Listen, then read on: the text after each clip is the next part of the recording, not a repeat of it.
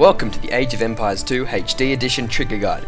My name is Bilius and my intention is to cover triggers that I feel are most important in scenario editing. I strongly urge you, as the viewer, not to watch the whole video, but instead go to the description and find an area that you're struggling with and skip ahead to that part of the video. However, if you are new and want to learn about triggers and what they are and what they have to offer, please go right ahead and watch the whole thing. Because I won't be covering everything, I expect you guys to ask a lot of questions about how-tos or things that I didn't really cover, and I'll reply to my best ability by either making a new video or adding it to an FAQ that I'll include in the description. Apart from that, let's get started. Okay, so on the left-hand side we have the Scenario Triggers menu and the Condition and Effect menu. Scenario Triggers are your sequences in your map, so you can have multiple of them. There is not just one, and conditions and effects are the two only triggers. Conditions are something that activates an effect, and an effect is something that comes out of a condition, if that makes sense. So trigger 1 has these two in it, trigger 0 has nothing in it because that's a separate trigger. So I'm going to delete that and show you what I mean by the conditions and effects. So if I was to bring this guy here over to the monastery over here, I would want the monastery to change to his team, and that would be an effect. So that would be the effect of him going over there, the monastery changing to his side. Condition effect. I'm going to show you how to do that. So you set the object, which is him, and you set the area, which is right there. Now to set the area, you can just drag around. You can have it going any way you want, but I'm just going to have it right here. So if he goes to that area, then the monastery, which would change ownership, that is how you change buildings, you set the object, which is the monastery, and then you set the source player, which is 2. Don't get it confused with the target player, that's who it's changing to, which is me. And yep, that is it. I don't know, I forgot to set the object. So set object, in case you don't know, you can just go to object if you can't find it. So he's going to move to this area here, and the monastery is going to change sides to his. So let's just test that out. Here he is, and I'm moving him over here. This is just an example. I'm going to go back to simple things. I'm just showing you how conditions and effects work. So once this is done, the monastery is now mine. As you saw before, it was his. So let's go back. So that is how conditions and effects work, just to show you what they are and how they apply to triggers. Alright, so let's get a hero set up. William the Conqueror. There we go. Okay, now let's... Oops, I did not mean to create that. Alright, let's go... let's call these... base triggers, which means they only are there when the game starts. I mean, they are there from the very start of the game. That's all they're there for. They don't have any conditions, they're just there from the start of the game. And we want to lock the gate. So let's set that. And that's locked. So when to start the game, that gate will be locked. Right, now let's create a new condition. And let's make it so when our guy gets to the front of the gate opens. So bring object to object. You can do bring object to area. You can do that. Either one works. But I'm bringing William right to the front of the gate, and as a result of that, the gate will unlock. There you go. And I'll just prove this to you. So as you can see right now, the gate is locked. It's still locked, and when I'll get relatively close to it, it's open. So then I can just go right in. And you can do that. So let's just say, if I want my guy to get inside the gate, I have to create a new condition for that. So go bring object to area. Let's make it inside here. Hang on. There we go. So make it there. Then the gate will lock again. And I will test this. Gate is locked. Gate is open. Gate is locked again. There we go.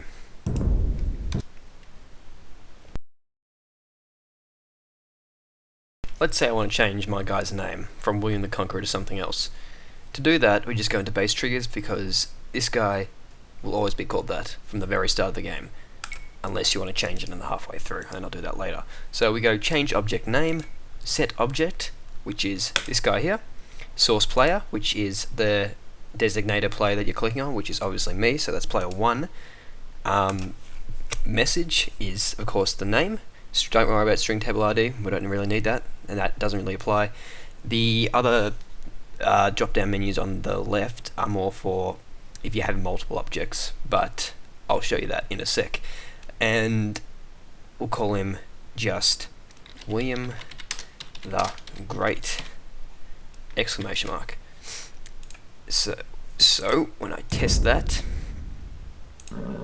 William the Great! Exclamation mark, exclamation mark. There we go. Okay, you can also do other stuff like that for base triggers. Doesn't have to necessarily have to have a, like for example, the triggers don't really need to be have all the same in it. Like for example, the base triggers don't need to have all gate stuff in it. They can have heaps of different stuff. So I'm going to go change object hit points, select that.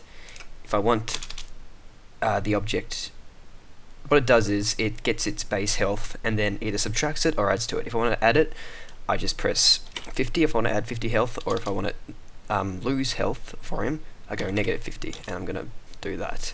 And then obviously I go set player 1 and set object. In case you can't see where the object is, you just go to object, goes right to it.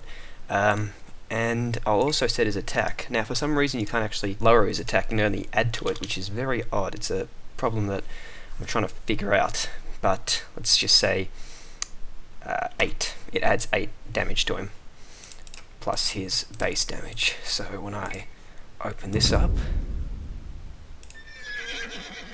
he is on 200 health, negative from 250, and he's got an extra 8 damage attack points. So that is that. Now let's give him some friends. So let's get some cavalry out, and trying to find a good unit. Should get some cavalry archers for him, and we'll just put them behind him. All there. Okay.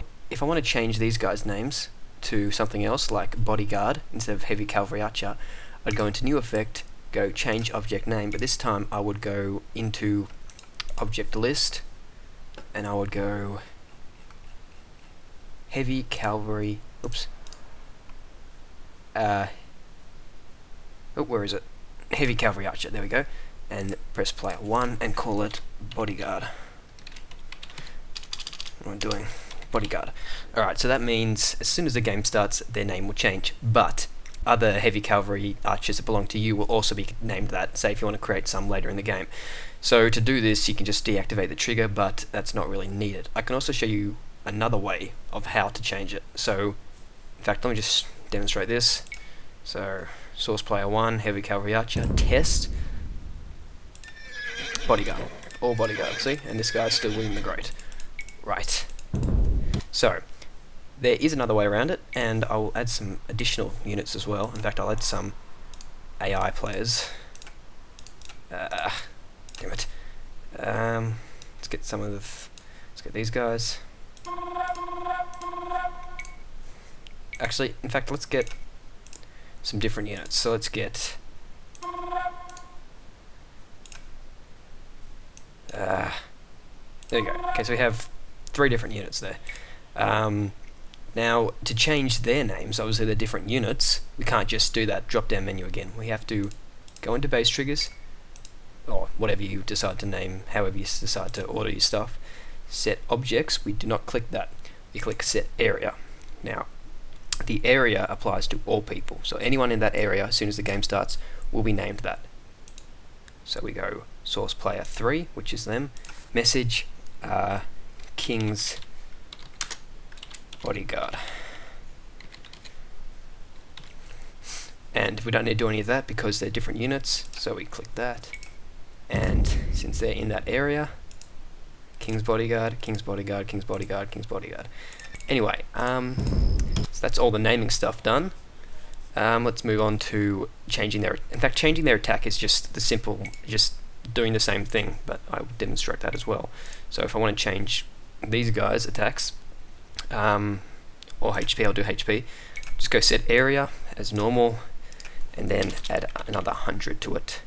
Source player 3. Don't need to do any of this, and they will be incredibly overpowered now, as you can see. There we go. Okay, so let's assume that I want these guys, my guys, to destroy this outpost guarding the monastery in order to claim it for my team, because right now it is under player 2, which is red. So to do that, create a new trigger, then create a new condition, and that is destroy object. Select the object, which is the outpost. Now once that is destroyed, then change ownership. That mostly applies to, it can apply to anything, doesn't have to apply to buildings.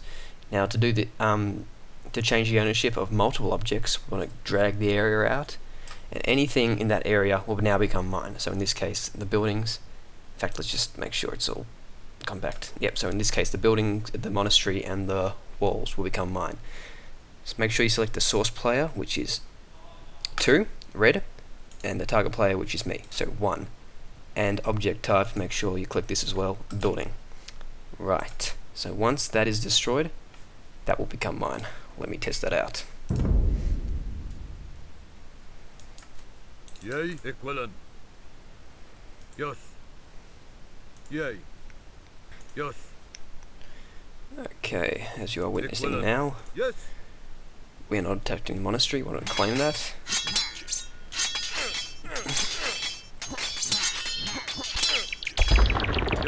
And now that's all mine, but I didn't drag to the corner, so that's theirs. So as you can see, the walls became mine, except for that one because I didn't drag all the way around. And yeah, that is how we change ownership from an effect. Alright, let's say we want, after we capture the monastery, we want a monk to immediately be created after that.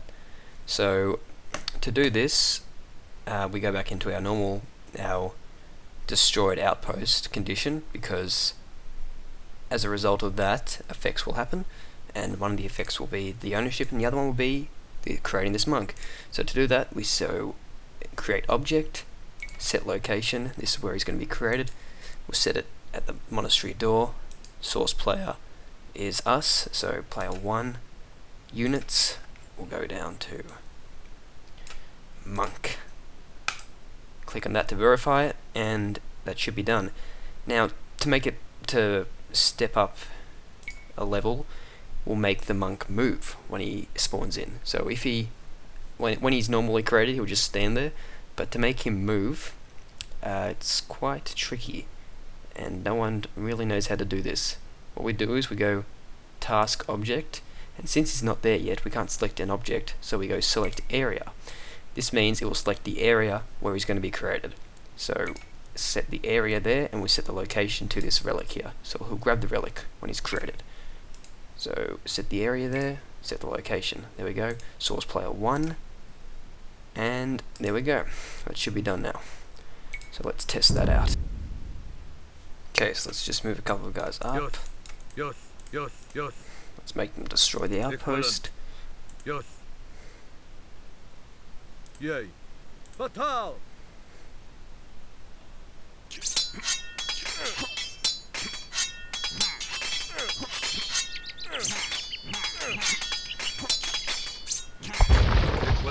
That becomes mine, and then Salve. the monk grabs the relic. Oh, he should. Yep, he's going for it. And he picks it up. So now the outpost is destroyed and the monastery is mine, because they no longer have a crappy little wooden hut thing guarding it. Okay, so that's that done. And yep.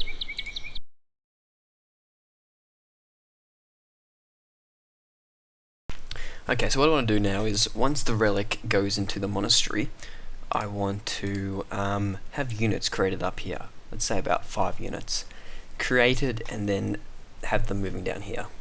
So to do that, I go new condition, and go units garrisoned. Set the object, which is the monastery, and set how many things garrisoned in there. So in this case, 1 relic. This doesn't apply to just monasteries, it can apply to castles and keeps and all that kind of stuff. So once that's done, verify that, then go new effect and go create object. Now we've done this before, just set the location where you want to create them. Source player, it's going to be player 2, units, and let's go cataphracts. Right, now I want them to move down there, so if they just were created there, they will just stay in the same place. So what I'm going to do is, I'm going to go new effect, task object, set area, set location, source player 2, and that is done. Let's just make sure the area is set, location, area doesn't want to set itself, location, area, location, area.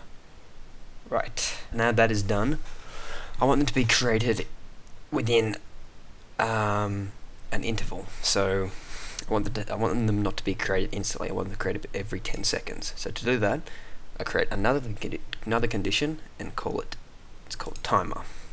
And I'm going to create them, not 10 seconds, that's too long, I'll do 5 seconds. So that means they're created every 5 seconds and they come down.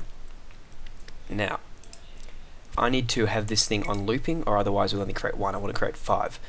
So, if I don't have another trigger to deactivate that, will keep coming, because I have this activated. So to explain that again, I've just clicked trigger looping, which means that trigger will keep happening, they'll keep getting created. Now to cancel that, we want to go into, we want to create a new trigger, go new condition, and this one up here, own objects. And since it's player 2, quantity 5, and since they're creating cataphracts, press cataphract, and that is done. And then we go new effect and deactivate trigger. So that means trigger 4, which was our creating one, will immediately stop. It will stop creating them after that is done. Now that one, the only thing you need to change down here, which I haven't really explained this in detail, is that you need to set trigger looping to yes. That means they'll keep coming. And this one, make sure trigger 4 is deactivated. Alright, let's test this out. I'll just get my cheats up. Right. Ready. Battle! With any luck, this should work.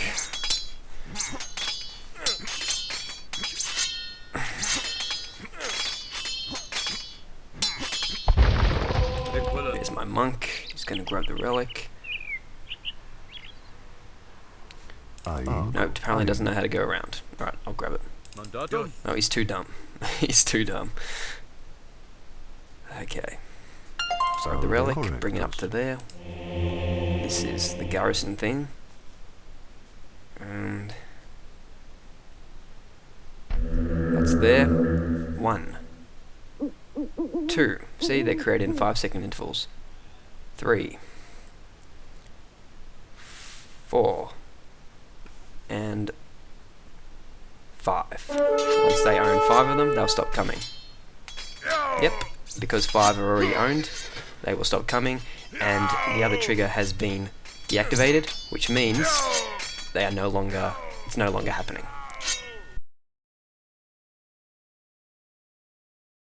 Okay, so now we're going to do objectives. Now, you may be thinking it's just something simple as going onto messages and typing it in here, but we want the objectives to change and for them to be actually crossed out. So this one doesn't really, the messages doesn't really apply to scenario instruction, it applies to hints and victory and history and all that, not really objectives. We do that, we control the objectives through the trigger menu. And to do this, we are going to click onto our objective and we're going to go down to this box here.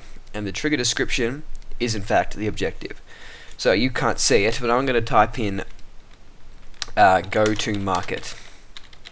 Now this is the actual trigger, and funnily enough, it is the objective as well. So you can really display any trigger as an objective, depending on how significant it is to the actual campaign. So what I want to do is I want to make this guy go to the market and then have the objective cross out. Now you can't read it, but there you go. Go to market. So that should come up as soon as the game starts. You just want to make sure display as objective is set to yes, trigger starting state is on, and trigger looping is off. So once that's done, we go into new condition, bring object to area, set the object, which is the Mameluke, and set the area to here. Right, so once I go over there, Ready. Yes. as you can see, go to market is in the objectives, and once that trigger is complete, Yay. the objective will cross out.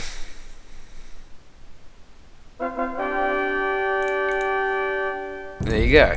Now, in some campaigns, the objectives change. New objectives come in. For example, if I want to then make that Mameluke go to this trade workshop over here, I would need to have another objective ready. And to do this, what we have to do is we have to go back in, we have to create a new trigger and then go new condition and obviously just bring object to area again. So set him and set the area to, let's just go here. Alright, and we have to make sure the trigger starting state to this is set off, and we set to display objective to yes, but make sure trigger starting state is off. I'll get to that in a sec.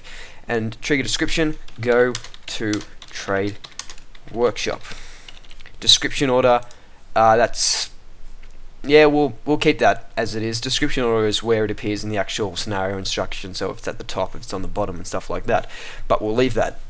So what I want to do is, once that objective is complete, I want this one to become immediately active afterwards, and that is why I turned this trigger off, because I don't want it showing up until I've completed that objective. So what I'm going to do is I'm going to go into new effect, and then I'm going to go activate trigger, and this means that it will set the starting state to on, otherwise activating the trigger in the scenario menu. So I'm going to go into trigger 10, which is that, and there we go. So that means now when I test it, as you can see, it only says go to the market right now. But when I do go up to there, up to the market, it will change, and it will now say go to the trade workshop. So when I do head to the trade workshop, when I eventually get there, the Mamulukes are very slow. There it is. And when I do get to the trade workshop, that's crossed out as well. So that is pretty much how we do objectives, and when you want to create a victory, let's do that for example. We'll do the trade workshop, and then we'll go declare victory. So that's pretty simple. Source player is 1. I'm going to win once I go complete those two objectives. There's no trick to it. You don't have to accumulate any amount of objectives. You just have to finish the end one, really. So it's really up to you. As you can see, that's done. Victory has not been declared yet, but when I go here, the condition of my guy going over there, will activate the effect of player 1 achieving a victory, as you can see. Right, so that's objectives, and that is also how you win games.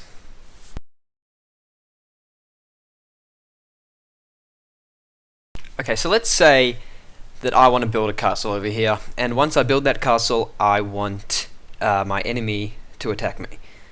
But instead of actually being in the campaign and building the castle, I want to set a foundation. So I'm going to do that by going new condition. Actually, no, I don't even need to go and make a new trigger. I can just go into base triggers, because the foundation will be there from the start. So I go into place foundation and set the location to about here. There. And make the source player 1 and make it buildings and castle. So from the very start, a foundation, one of those big square wooden box thingies will be placed, and my guy will build it. Now, to simulate the enemy landing on my shores, I'm going to go into a new condition and I'm going to go bring sorry, what am I doing? Objects in area. I don't even need to go down here yet. So this will indicate when the actual castle is built. So source player is going to be 1, and you need to be very specific for this. So you need to make sure that instead of just setting it to buildings and then castle, you need to also go into the object group and object type, because it will pick up the foundation as technically it is a castle, and they'll pick it up, and it will, your enemy will attack you without, when you don't want them to. So you got to make sure the object group is set to building and the object type is set to building, and also make sure these ones are, the ones on the left are also set properly.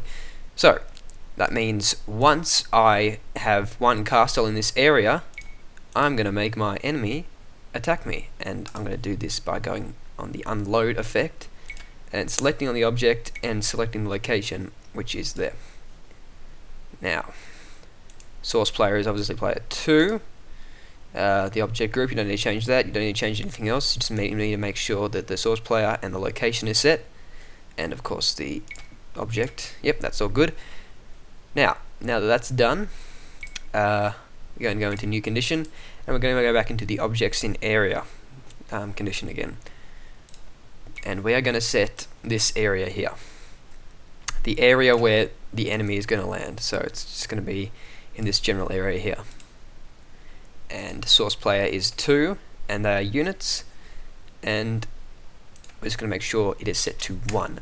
Also, since we want our enemy to attack the castle up here, we want to make sure that this trigger is set to looping, otherwise it'll only activate once and only one guy will go and attack the actual castle. We want multiple guys attacking the castle, we don't just want one. So we make sure that the trigger is set to looping, and yeah, and now we're going to go into new effect, and they obviously have to destroy the gate first. So we're going to go to task object, and we don't need to set any objects, we just got to make sure the source player is 2.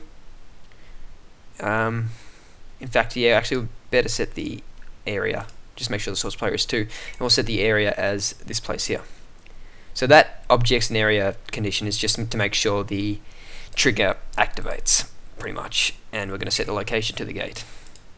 Right, now sometimes the AI is a bit unpredictable and you don't know whether it's going to stop there once the gate is destroyed or keep going to destroy the castle. Sometimes it will, sometimes it won't. So just to make sure that doesn't happen, we're going to go into and create a new condition. I'm going to set it to destroy object. So this means once that gate is destroyed, the objects or the units in the area around the beach will be forced to attack the castle. And I'm clicking where the castle is going to be built.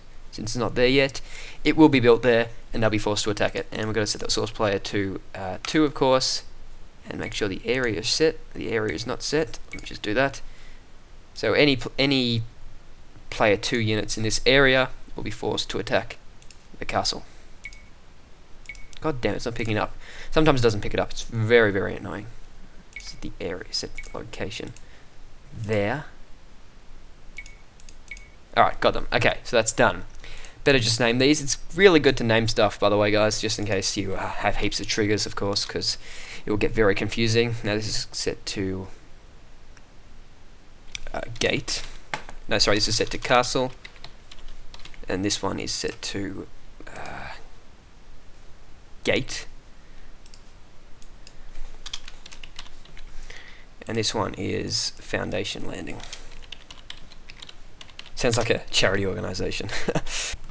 There we go. So let's just make sure our gate is set to looping, and in fact let's make sure the castle is set to looping as well, just in case any units, actually no, we don't need that, never mind, turn that off. Just make sure the gate is set to landing so we can make sure that any other guys that actually come here will be forced to go up here.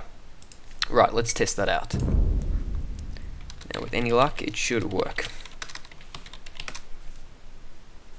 As you can see right now they're staying still. They shouldn't be there though, they were meant to go away, but never mind that. Right, so as you can see now, transport ship is coming towards the coast, and has landed, and these objects in the area are ordered to destroy the gate. As you can see, they're all going towards there.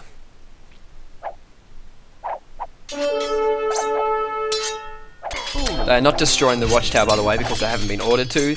Their sole purpose is to actually destroy the gate, and they're going to do that. They have to do that first before they destroy anything else.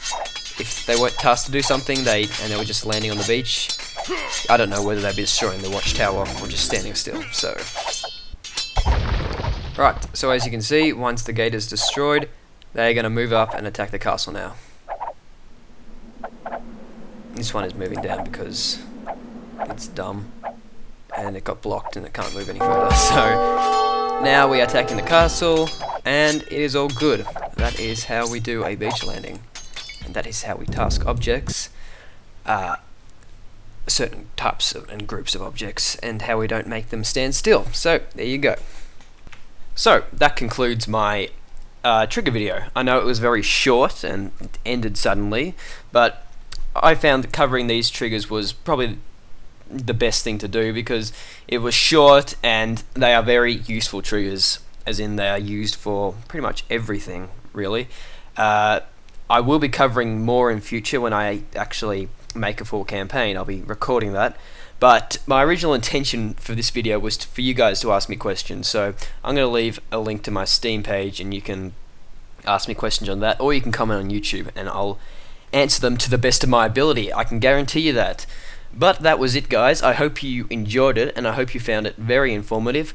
I will be making another Age of Empires video soon, as I said, and hopefully you'll learn something from it, and hopefully you'll learn something from this as well. See you guys.